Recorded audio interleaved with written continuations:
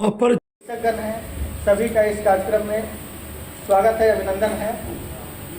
जैसा कि माननीय मंत्री महोदय के निर्देश से हम लोग और पूरे भारत में खेती बचाओ अभियान 1 जून से 30 जून तक चलाया जा रहा है। और इस कार्यक्रम का जो महत्वपूर्ण उद्देश्य है, जो उर्वरक पर जो निर्भरता है हम लोगों का लंबे समय से, आज़ादी के बाद से लगातार हम लोग उर्वरकों का प्रयोग बढ़ाते आए हैं। उसके स्थान पर हम लोग जो पारंपरिक खेती है, जैविक खेती है, उसको बढ़ावा देना है।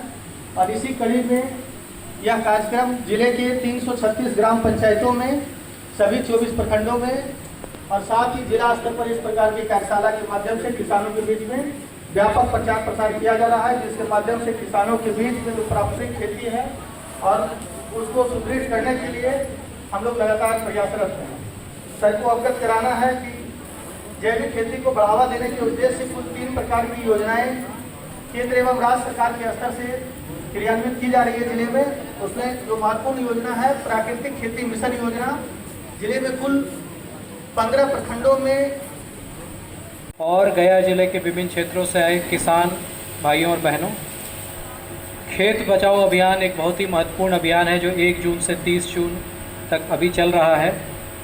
इसमें जिला, अनुमंडल, प्रखंड, पंचायत और ग्राम स्तर पर अलग अलग आयाम इसके अपनाए जा रहे हैं, जिसमें प्राकृतिक खेती को बढ़ावा देना और इसके साथ ही जो किसानों का खेत है उसमें फार्मर रजिस्ट्री करना ताकि सबका डाटा ऑनलाइन हो। ये सारे प्रयास लगातार किए जा रहे हैं और माननीय कृषि मंत्री महोदय यहाँ उपस्थित हैं। सर गया जिला के प्रभारी मंत्री भी हैं और सर के मार्गदर्शन में ये काम लगातार चल रहा है। हम लोग सर का इस कार्यक्रम में बहुत बहुत स्वागत करते हैं। धन्यवाद।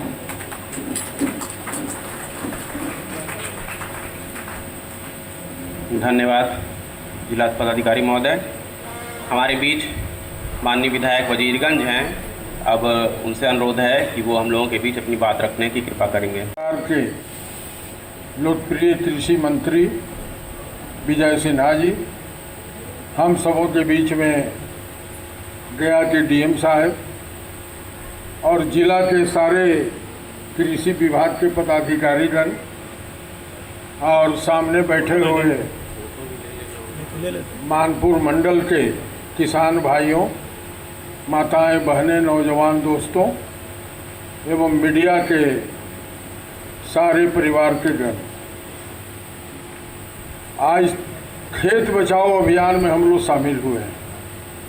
इतना अच्छा कार्यक्रम हमारे मंत्री महोदय जी के द्वारा चलाया जा रहा है और केंद्र और बिहार सरकार के द्वारा।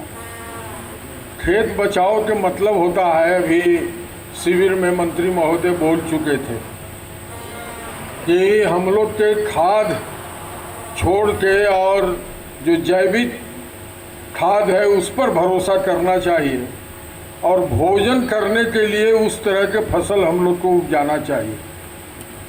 अभी मंत्री महोदय हमसे पूछ रहे थे कि वीरेंद्र जी आपके गांव में ऐसा खेती है कि नहीं, तो मैंने कहा कि हम भी एक किसान का बेटा हैं, आप कभी समय निकाल के हमारे गांव चलिए, मैं आपको बताऊंगा कि कैसे खेती हम लोग करते हैं।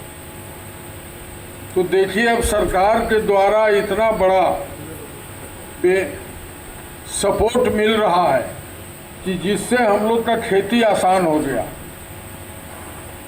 पहले लेबर के लिए हम लोग को हर गांव में जाना पड़ता था धान रोपने के समय में, अब रोपना आ जाता है बाहर से, और जब रोपना आ जाते हैं अब गांव के भी लोग जो हमारे परिवार के लोग हैं उन लोग अपने से भी धान रोपना अब शुरू कर देते हैं।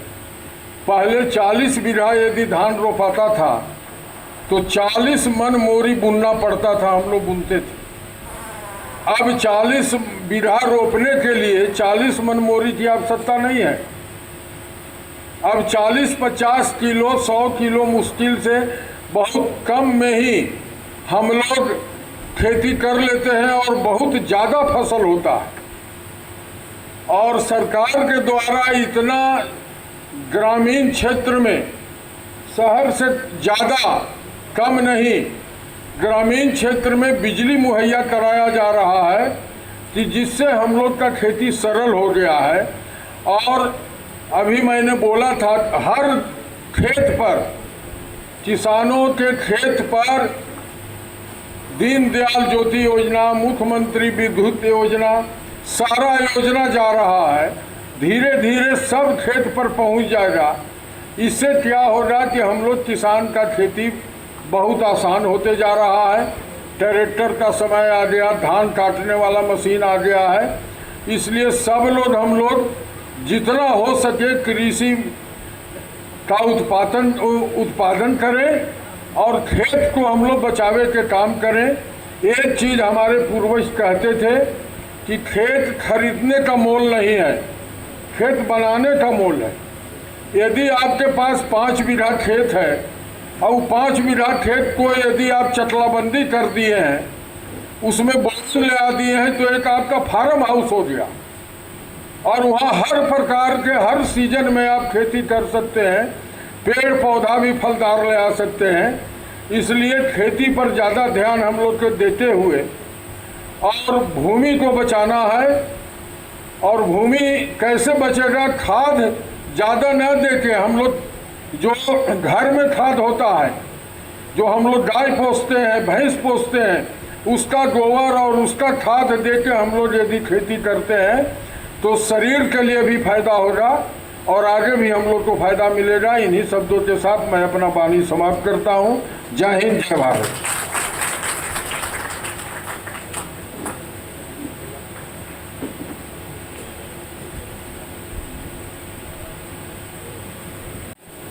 जिनको सुबह से सुनने के लिए आप यहाँ बैठे हुए हैं, अब इस कार्यक्रम के मुख्य अतिथि माननीय मंत्री कृषि से अनुरोध है कि हम लोगों के बीच अपना संबोधन रखने की कृपा करेंगे।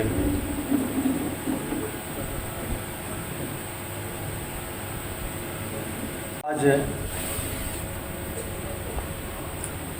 किसान कल्याण संवाद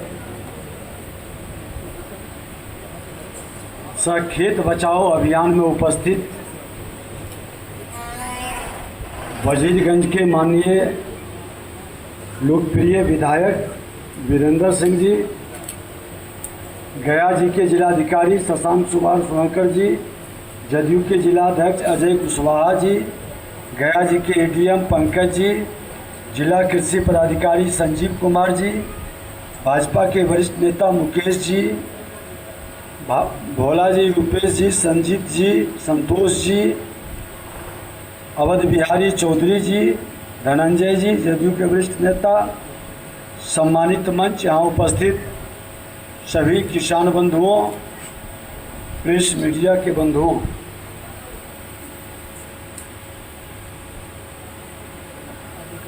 ये ज्ञान मोक्ष अध्यात्म की पावन भूमि गया जी को मेरा कोटि कोटि नमन। फल्गु नदी के आंचल में बसी यह वह पवित्र धरती है जहाँ हम अपने पूर्वजों की तृप्ति और मोक्ष के लिए आते हैं। ये धरती तो इसीलिए प्रसिद्ध है कि अपने पूर्वजों को मोक्ष मिले, लेकिन मोक्ष शब्द बड़ा आध्यात्मिक और गहन शब्द है। तो हम अपनी प्रकृति और अपनी धरती का एक बार गंभीरता से सोचना होगा। हम अपने पूर्वजों के प्रति अपनी कर्तव्य निभावें, क्या उसी धरती पर हम अपनी आने वाली पीढ़ियों के लिए इस धरती माँ को सुरक्षित रख पा रहे हैं? हम अपने पूर्वजों की चिंता कर रहे हैं, लेकिन आने वाले भविष्य की चिंता की भी जिम्मेवारी हमारी होनी चाहिए। आज इस अवसर पर मानपुर के परिश्रमी किसानों का जो यहाँ बैठे हैं, हम उनका अभिनंदन और स्वागत करते हैं, क्योंकि शुरुआत आपकी धरती से हो रही है। इस जिले के अंदर मानपुर के मेरे अन्नदाता भाइयों और बहनों, आपकी मेहनत ही बिहार की असली ताकत है। आज मैं यहाँ एक मंत्री के रूप में नहीं, बल्कि आपकी माटी के एक सेवक के रूप में आपके बीच आया हूं, क्योंकि मंत्री के रूप में विभाग की बात की चर्चा ज्यादा होती है, पदाधिकारियों के साथ समीक्षा, लेकिन यहाँ पर आने वाले भविष्य और बीमार होती मिट्टी का दर्द हमको आपको समझना है। हमारी मिट्टी बीमार हो रही है और बीमार कौन कर रहा है, ये हमको आपको जानने की जरूरत है। मिट्टी की पुकार हमें सुननी होगी। हमारी धरती माँ आज रो रही है। आधुनिकता की अंधी दौड़ और अत्याधिक रसायनों के असंतुलित उपयोग ने हमारी इस उपजाऊ और जीवनदायी मिट्टी को बीमार बना रहा है। अभी हमारे माननीय विधायक जी पूर्व की वक्ता ने कहा कि हमारी मिट्टी की क्षमता सर्दी खरीफ फसल और वसंतिक रबी फसल जब खत्म होता था तो लोग जाकर के खेत में अपने प्राकृतिक खाद को छोड़ देता था और जोत के मिला देता था। बारिश हुआ तो फिर हमारा खेत लहरा रहा है। कल तो हमको वो बता रहा था नौबतपुर विक्रम में कि एक अपना परंपरागत व्यवस्था भी चलता है। अपने धरती माँ को खेत को आराम भी दिया जाता था। कोई पूजा होता है, 15 दिन का अवकाश, धरती पर कोई भी हलचल नहीं जब डालते हैं तो किन्हीं को जानकारी अपनी परंपरागत व्यवस्था देखिए बता रहे हैं। आइए अब बड़ा अच्छा कल हम भारत सरकार के केंद्रीय मंत्री दोनों थे कि प्रकृति इस खेत को भी हम पूजते हैं और आराम देते हैं। बताइए तो लोग आषाढ़ महीना में बिना हल चलाए हुए हम लोग पहले पूजा कर लेते, उसके बाद खेती के लिए है कि हल चलाते हैं। आषाढ़ी पूजा में, आषाढ़ी पूजा जी, ये हमारी अंधविश्वास नहीं, गोवर्धन होगा, हम सब आप सब कुशल जिएंगे, बढ़ेंगे, फलेंगे, फूलेंगे, तो इस धरती को भी हमको एक भावनात्मक लगाव से जोड़ना है। गौ माता के संवर्धन के लिए भी और अपने खेती को बढ़ाने के लिए भी। और हम तो चाहेंगे कि इस धरती माँ के संरक्षण के लिए प्राकृतिक खेती ही सही रास्ता निकल सकता है। हम कम से कम खाद का प्रयोग करें। खाद कितना चाहिए ये एक डॉक्टर अगर जो नहीं रहेगा और आप बीमार पड़ गए तो जो है वो दवा पर दवा चलाते जाएगा, आपका सारा अंग को खत्म कर देगा। लेकिन जो पढ़ा लिखा काबिल डॉक्टर है वो बहुत कम दवा लिखता है।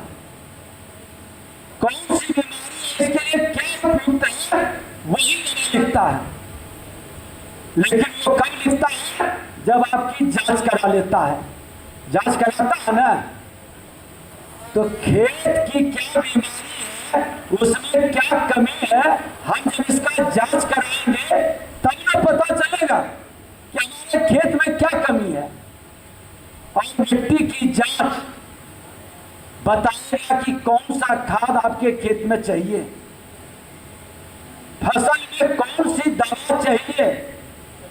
ये वातावरण बनाना आज भारत सरकार, राज्य सरकार मिलकर कई अभियान चला रहा है और हम आज भी बहुत दूर हैं, किसानों के खेत तक पहुंच नहीं पाए हैं। इसको पहुंचाना पारंपरिक रसायन मुक्त प्राकृतिक खेती, हमारे देसी गाय का गोवंश और हमारी प्राचीन कृषि पद्धतियां इस मिट्टी का स्वास्थ्य सुधार सकती है। रासायनिक उर्वरकों के विकल्प को अपनाने की आवश्यकता है। यूरिया और डीएपी के अंधाधुंध इस्तेमाल को छोड़कर प्राकृतिक यूरिया, जैव उर्वरक और हरित खाद को अपनाएं। आपकी खाद की कालाबाजारी जमा जमाखोरी करने वालों के खिलाफ सरकार अत्यंत सख्त है और जिलाधिकारी के नेतृत्व में पूरी इसकी बैठक यहाँ हुई है। पूरी तैयारी के साथ रहे कि जो गड़बड़ करेगा उस पर कार्रवाई करेंगे। और भाई बहनों, इस पवित्र माटी को साक्षी मानकर जो मुक्ति का स्थल है, ज्ञान का ये केंद्र बिंदु है, एक संकल्प लीजिए कि हम अपनी खेती की जमीन को कम से कम छोटे हिस्से प्राकृतिक खेती की शुरुआत करेंगे। जिनके पास जितना जमीन है, अपने लिए, अपने परिवार के लिए, अपने बच्चों के लिए 1/4 पर कम से कम प्राकृतिक खेती करेंगे। कौन कौन संकल्प लेंगे? हाथ उठाकर हाथ उठाइए। तो विधायक जी नहीं लेंगे संकल्प। हम आपके खेत देखने आवेंगे प्राकृतिक खेती। चलिए, बहुत बहुत हृदय से धन्यवाद। देखिए, जब किसान जगता है, आप अपने को साधारण लोग नहीं समझिए।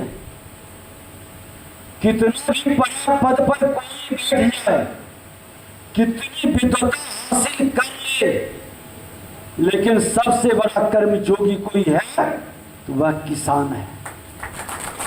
इससे बड़ा कर्मयोगी कोई नहीं। और प्रकृति का पुत्र भी अगर कोई तो किसान है, क्योंकि प्रकृति के कोई इस मिट्टी से लगातार इसकी जुड़ाव बनी रहती है। और जो मिट्टी से जुड़ता है उस पर कभी प्रकृति की नाराजगी नहीं होती है। प्रकृति की नाराजगी तब होती है जब हम प्रकृति को रुलाते हैं, प्रकृति के विपरीत काम करते हैं। इस मिट्टी की मांग है, ये धरती मांग है कि हमको बचाओ, हमको जहां खिलाओ। ये जन कल्याण शिविर सहयोग कार्यक्रम के अंतर्गत जन कल्याण शिविर में आप आवेदन दें और उस आवेदन का निष्पादन होगा। जब हम राजस्व भूमि सुधार मंत्री थे उस समय भी जन कल्याण सहयोग कार्यक्रम हमने शुरू किया था। और आज पूरे देश के प्रधानमंत्री नरेंद्र मोदी जी जन कल्याण शिविर के रूप में लोगों की समस्याओं के समाधान का सभी विभागों के संदर्भ में आवेदन लेकर बिहार सरकार भी सहयोग कार्यक्रम के माध्यम से ये हर दूसरे मंगलवार, अंतिम मंगलवार को ये कार्यक्रम मंगलवार को है ना,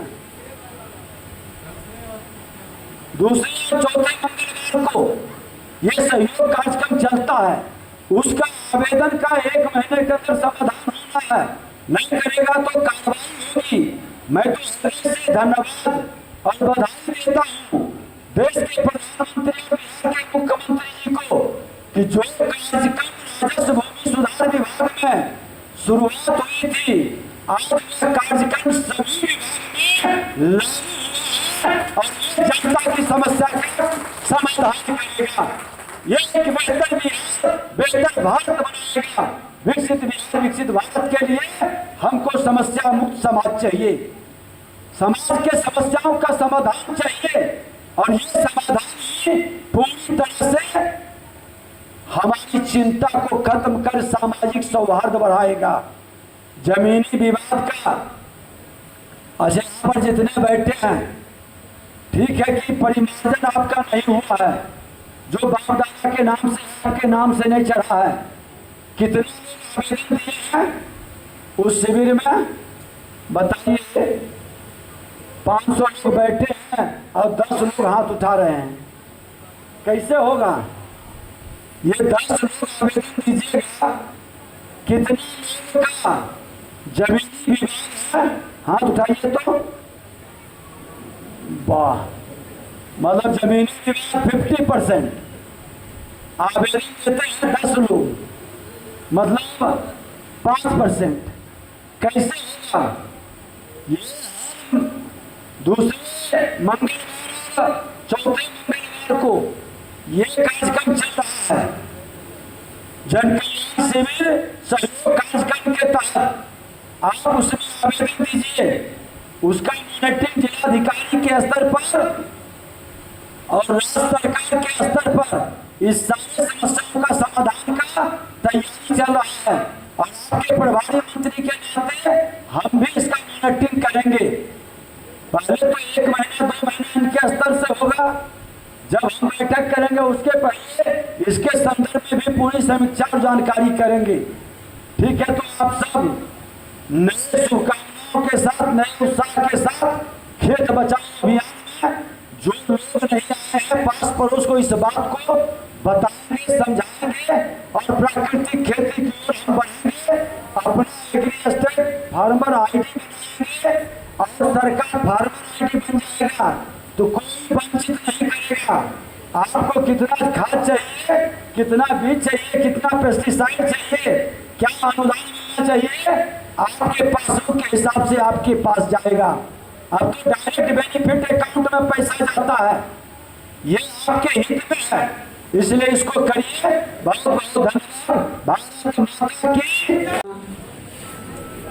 कौन है उद्यान का यहाँ पर? उद्यान आपको इनको कवर किए हैं तब? हेलो, आप एक बार इनका जाके दिखवा लीजिए।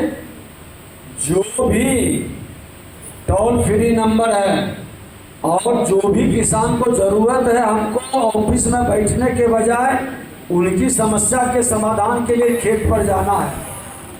हम तो वैज्ञानिक तक को कहे हैं कि सब खेत पर पहुंचे, किसान की बीमारी को, किसान की समस्या को जानकारी प्राप्त करें, जंचवा करके उसका समाधान करें। ठीक है, एक बार कृषि कैबिनेट का जो विभाग सब है, कृषि टास्क फोर्स की बैठक करते हैं, सहकारिता विभाग के द्वारा हम कैसे अपने उपज को जहां डिमांड है वहां भेजें, ये व्यवस्था का बता। देखिए, सब्जी के स्टोरेज और उसके सेल के लिए सब्जी प्रसंस्करण केंद्र हर प्रखंड में बन रहा है। जिला में 24 में से 14 प्रखंड में काम शुरू हो गया है। उसमें आपका कोल्ड स्टोरेज की भी व्यवस्था रहेगी। तो एक बार आपका सब्जी वहाँ ले करके जहाँ डिमांड है वहाँ दिया जाएगा, लेकिन इसमें अभी लगेगा 6 महीना और लगेगा सब्जी प्रसंस्करण केंद्र बन करके तैयार होने में। सर, प्रभारी मंत्री गया का हार्दिक धन्यवाद देना चाहता हूं। इस कार्यक्रम में शिरकत होने के लिए मैं माननीय विधायक बजीरगंज को धन्यवाद देना चाहता हूं। इस खेत बचाओ अभियान में शामिल होने के लिए मैं सभी माननीयों को धन्यवाद देता हूं। इस कार्यक्रम में आने के लिए मैं जिला पदाधिकारी